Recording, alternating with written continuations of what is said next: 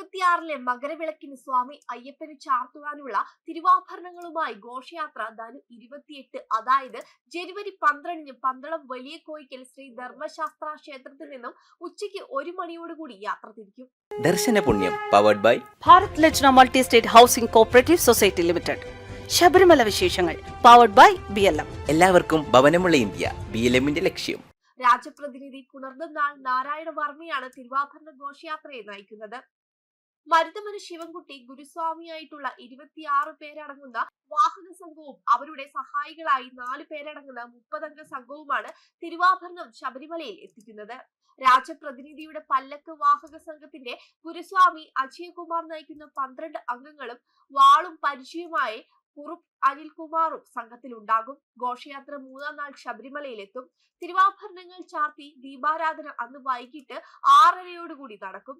ജനുവരി 18-ന് കൊട്ടാരവക കളഭാഭിഷേകവും 19-ന് കുരുതിയും രാജപ്രതിനിധിയുടെ സന്നിധത്തിൽ നടക്കും. ഭക്തജനങ്ങൾക്ക് 19-ന് രാത്രി വരെയാണ് ദർശനം ഉണ്ടായിരിക്കുന്നത്.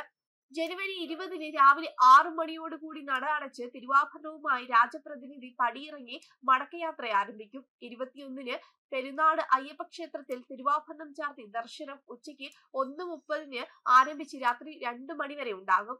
22-ന് ആറന്മുള കൊട്ടാരത്തിൽ തിരുവാഭരണ ദർശനം ഉണ്ടാകും.